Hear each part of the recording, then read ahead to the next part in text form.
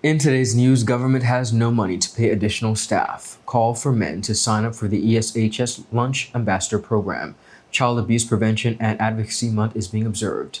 Team BVI takes on CARIFTA 2025 and shooting at PIARCO International Airport. We have the details of this on the local as well as regional scene.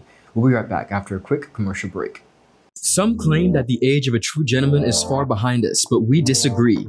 He may appear in different guises today, but the values and ideals that make him a gent still stand. The Art of a Distinguished Gentleman by yours truly, Ron Grant, presents Season 7. Introducing Travi Rose, Creative Director. Alex Lake, Businessman. Sean Black, Cinematographer. Dakari Wheatley Adams, Content Creator. Donandre Millwood, Educator and Musician. Hashim Dream, Entertainer. James Todman Sr., Contractor. Dr. Albert Tompkins, Psychotherapist. Walter Barrett, Author. Rakim Todman, Producer and Engineer. Kamal Letson, Photographer. Roosevelt Smith III, Sales Manager and Hospitality Professional. Leland Abraham, IT Technician and Cybersecurity Analyst.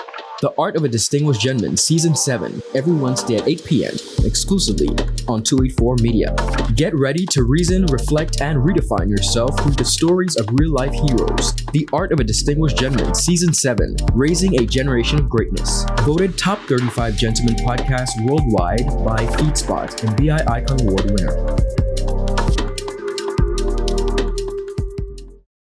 Hello everyone and welcome to this edition of 284 News. It is Thursday, April 17th, 2025. I'm Ron Grant bringing you the very latest out of Tortola in the Virgin Islands.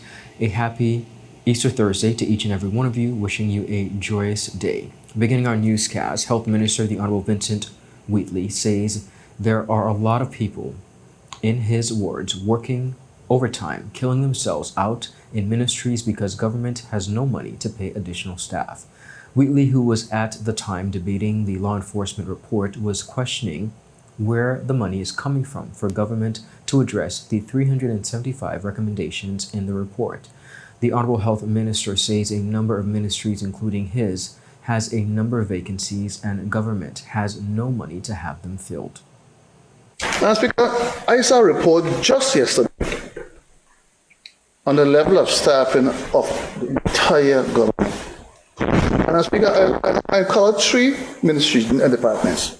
Madam Speaker, in my ministry, the Ministry of Health and Social Development, 29% of our vacant positions are not filled. 29% are not filled. They're vacant. So 100 and something jobs. How do you expect us to function without the full complement of staff? But I think because we don't want to hire people, where the money coming from to pay them? People ain't working for free. But if you look at communications and works, I found so interesting, 39% of their positions are vacant. 39% are not filled. I think because they don't want to get the work done, where's the money coming from to pay these people to get the work of the country done? So you have people who was working overtime, killing themselves out. 29% vacancies for health, 39%. Now, of course, I have to look and see what the government owners. You want to hazard a guess, Madam Speaker? Only 13% positions are vacant. 13 versus 39 and 29. Assistant Principal for Discipline and Pastoral Affairs at the Elmore South High School, ESHS, Tanika Phillips, has called on men to sign up for the recently implemented Lunch Ambassador Program, an initiative under the Partners for Peace program. Phillips said this program invites parents and community members to volunteer during lunchtime once a week to support student supervision, while fostering meaningful relationships with students in a positive, engaging environment. Phillips stated they believe that strong school community partnerships contribute to support and enrich the educational experience for their students. Phillips is calling on men to sign up for the program as so far only females are involved. Don't have any men that are a part of the program at the moment, and I think it's important that our students see persons show up for them in meals, the meals.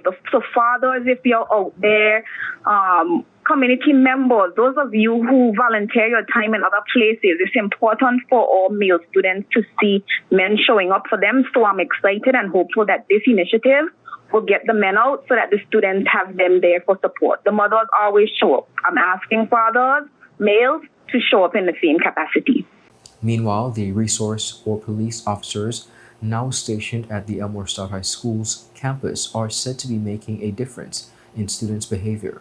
The school was in the news recently because of disturbing behaviors among some students. However, Phillips says things are turning around. Schools have improved since the school resource officers have been on campus.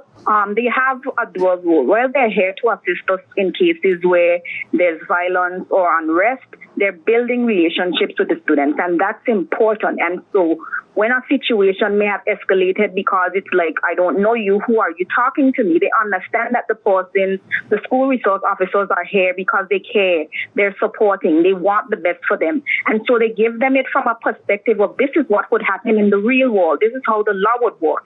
And so things have improved a bit. Things have improved a whole lot with the school resource officers being here with us. Up next, we have much more coming up. We'll be right back after a quick commercial break. At Higher BVI, we're not just about business. We're about empowering lives, and that is because we aspire to inspire. By choosing us, you're supporting a company that believes in equal opportunities, diversity, and community growth. Our mission goes beyond profit. It's about providing HR solutions, fostering talent, and leaving a positive impact. Join us in building a better future, a better BVI. Choose Higher BVI, where your support isn't just a transaction, it's a transformation. Together, we're changing lives in these beautiful Virgin Islands.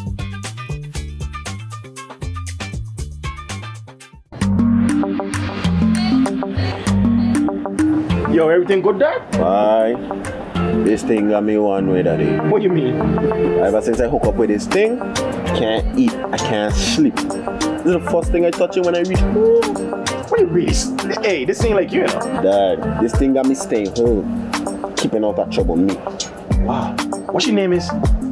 Shit. I talking about my CCT life. Don't worry about missing your favorite series, sports, news, and local programming. Come to CCT today and sign up for CCT Live to access over 80 channels. CCT Live. Bring it home.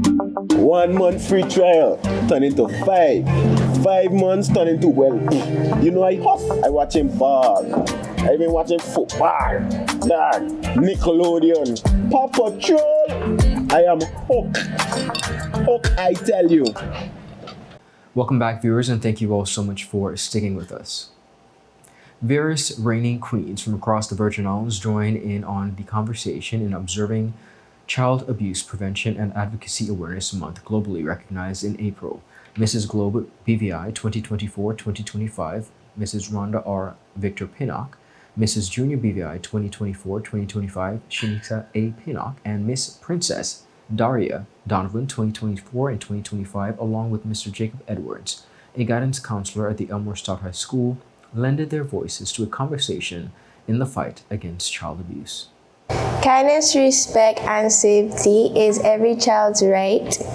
So I think we can work together to make every child feel wanted in their environment. Wonderful. I want to also ask you, how can children support each other? How can they support their peers? Children can support their peers by listening attentively and having kindness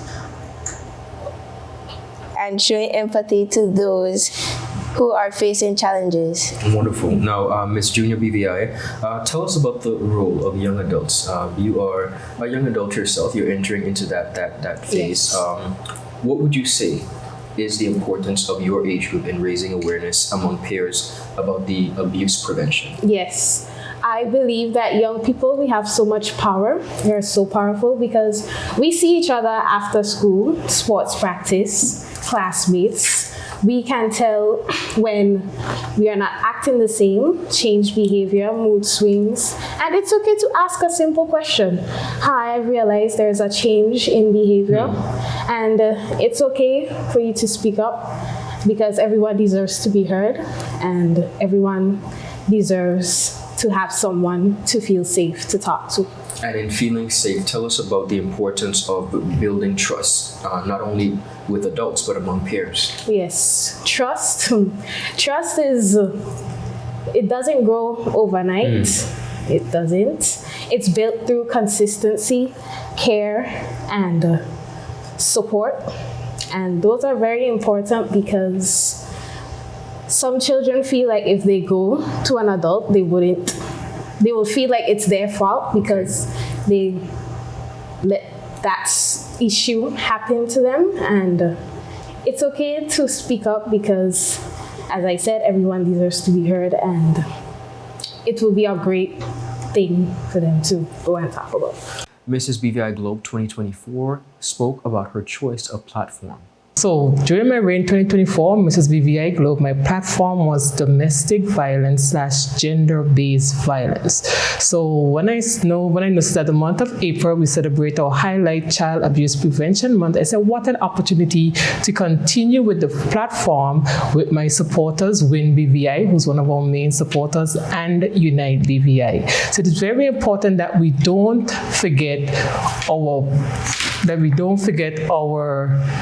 commitment as adults, as caregivers, as parents to handle the situation, this pervasive issues that affects the most vulnerable in our society, and that is our children. Both spoke about the need for more awareness on child abuse. I mean, when in our territory, there's different issues and factors that produce this energy where our children are being affected negatively.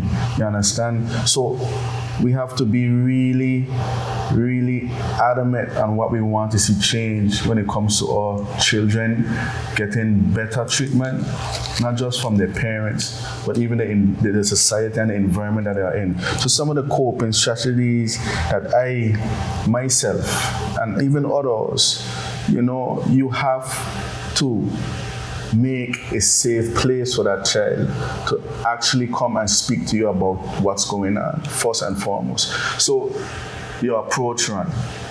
How do you approach a child that is struggling at home, struggling at school, being neglected? How do you do that? You create a safe space. You approach them in a way where you let them know, hey, I'm not here to harm you. I'm not here to add that stress or that strain upon what you're dealing with at this point. So as parents, as even leaders, and even us as a community, we have to be vigilant and we have to discern when these things are going on. We like to say that we live in a small community, and a lot of us don't like our business to be out there. But as the Queen said, our children are the most vulnerable in our society, and we have to do what we have to do to make sure that they are safe. There are many resources that are available to assist children or young teens or young adults who are being faced with this issue. We have social development. Also, I see during the month of April, they also have several awareness campaigns that are going on. So they are a good place to begin. We also have the Family Juvenile Department at the Royal Virgin Islands Police Force. I know they have been advocating. They too have been raising awareness on this issue. We have the Mental Health Department there at the Dr. Orlando Smith Hospital. They too have been doing their part to shed light on this. And we have several organizations too, or institutions within the community. We have social institutions, we have religious institutions, we have educational institutions that also persons can go to seek help, and if they will wish more information on how to prevent this issue and how to curtail the effects that they have on our students, there is a community effort and collaboration even more now to assist young persons who are facing these issues, or even adults who may feel lost or maybe is a partaker in this abuse. There are programs that can assist them to become a better version of themselves, so that they in turn are not raising hurt young people, because we know healed people raised healed persons. So therefore, there are many, many things out there that can assist. Mr. Jacob Edwards spoke about community involvement and the role a village plays. I mean, Ron, I think it's important that we educate the society on this issue.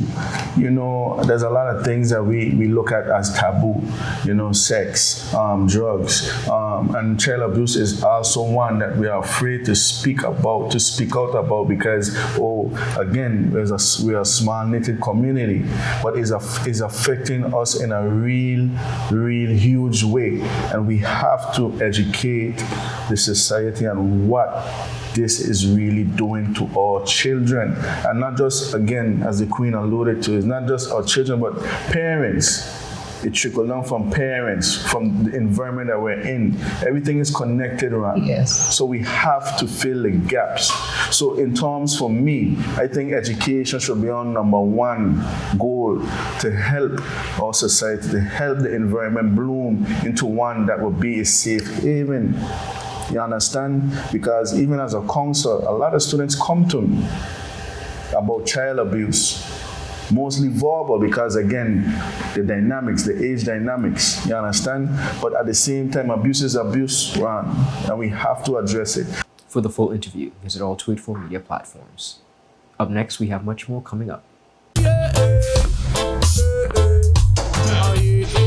Father Jesus, that line you long like church service. Alright, do enjoy the rest of it. Next customer line, please. Wait, hold on a second. Yes, Sonny boy, come, yes, Sonny. Good morning. Good morning, Sonny boy. You must have cut fun topic. It's okay, I'll take care of it. What? No man forget you. How may I assist you? Yes. You want top of power? You want top of power? Join the prepaid party with CCT and enjoy more affordable data plans, more top-up promotions, more savings with hero bundles, and more value for your money each and every Tuesday with Top Up Turn Up Tuesday. Visit a CCT store today or anywhere CCT Top Up is sold and top up your phone. 5, 10, 15, 20, 25, 30. You want top up power? Attention Anegada residents! Attention Anegada residents! CCT is coming to you! That's right! CCT will be visiting Anegada every third Wednesday of the month. Need to pay your bill? Sign up for a new service? Or have a customer service concern? CCT has got you covered! No need to leave the island. CCT is here to make staying connected easier than ever. Mark your calendars for every third Wednesday starting October 16th and visit us for all your CCT service needs. For more information, call us at 444-4444 or follow us on any of our social media pages. See you soon, Anegada! Welcome back, everyone, and thank you all so much for sticking with us. The British Virgin Islands is poised to showcase its top junior track and field athletes at the 2025 CARIFTA Games in Trinidad and Tobago, with a delegation of 30 athletes selected to represent the territory. The announcement was made during a press conference hosted by the BVI Athletics Association on Friday, April 10th. The 52nd edition of the CARIFTA Games, one of the premier junior track and field events in the Caribbean, will take place from April 19th to the 21st of 2025. The BVI delegation, which includes both male and female athletes from the under 17 and under 20 age categories, will compete in a range of events, including sprints, long jump, high jump. In addition to relays, Honorable Cherie B. De Castro, the Minister for Education, Youth Affairs, and Sports, delivered remarks during the announcement emphasizing the importance of supporting young athletes and the role that the CARIFTA Games plays in developing the next generation of track and field talent within the region. I have been advised that there are 31 athletes in total that will be representing Team BVI, which is a huge feat. Please give them a round of applause. And of course, I had the amazing opportunity over the last few weeks and months to come to your developmental meets and really witness the level of sportsmanship, the level of character, and really the level of talent that we have in the Virgin Islands. And I'm honestly, truly, truly proud of you. I know many of you also would have traveled abroad, whether to the US or to St. Martin and Puerto Rico, for hopes of exposure as well as qualification, and many of you achieved that feat. Up to the most recent meet, some of you would have qualified, and so it speaks to the reality of your determination and your perseverance, but most importantly, your seriousness about the sport. What I want to acknowledge that really warms my heart about the Athletics Association is how many athletes transition from the Virgin Islands and go off to college and really get the benefit of being a student athlete and really allowing their education to be funded through their talent in relation to sports. And so to many of you sitting here, I think while you persevere in the sport, one of the things that we often say is student athlete, so student first, athlete second. But I believe what you learn in the sport, the discipline that you develop, really helps you not just in the sport, but in life. And so I really want to congratulate the BVIAA. I always say that when it comes to federations and associations in the territory, they really are second to none in terms of their efficacy and their mandate. They're always the first ones with their annual reports and budgets in, and so ultimately they benefit from the output of government funding that is available to associations and federations. Also in attendance was Mr. Zebulon McLean, representative for the BVI Olympic Committee. The press conference for the CARIFTA Games, it always comes from me with a great sense of anticipation. In this room now, I see guys who are going to go on to do great things, girls who are going to control what happens in the world, as well as future Olympians. And on that note, I bring you greetings from the President of the Olympic Committee, who couldn't be here today. I'm afraid he's traveling. So we'd like to just not only congratulate each and every one of you on making the team, but wishing you much success in these games and all the other games to come. From an administrative standpoint, I bring those greetings, but from a personal standpoint, as a former athlete, there are 5 things I want to tell you. Number 1, I want you first and foremost to represent yourselves, to make yourselves proud. Track and field is a lonely job. Even when you're running a relay, you're responsible for your own leg. Number 2, I want you to make your families proud. Even before you could run, even before you could walk, you had to be born to someone, yes? So those family members, both biological and non-biological, who will always have your back, make them proud. Number 3, make your country proud. The reason you're going is because you're representing the flag. Number 4, do not waste your coach's time and effort. There are a lot of persons who sacrifice a lot of time that they could be spending with their families and other places to make you as good an athlete as you can be. And 5th, remember, anything you see a St. Lucian do, a Jamaican do, or a Trinidadian do, you're going to assume that's how everybody in those countries act. So whatever you do, they're going to think that that is how all of us are. Try to be as best ambassadors as you can, and I hope to see you somewhere down the line in the Olympics. Mr. Steve Augustine, president of the BVI Athletics Association, also addressed the gathering. As always, when I'm asked to give notes, I go back and I take a look at what I've said years before. And I did that very same thing last night, pretty late last night. And I always come to the same conclusion. It's best to start where I left off. So let me start first by saying, just as everyone else has said, congratulations on making the team this year. That's definitely an honor and a privilege that everyone doesn't get the opportunity to enjoy. So based on the fact that you have made the team, I want you to give yourself another round of applause. I want you to be mindful that making the team means that your names will forever be recorded in the history books of athletics. You're gonna age, you're gonna look back, and at some point you're gonna reflect on the days when you were young and you made this very same team.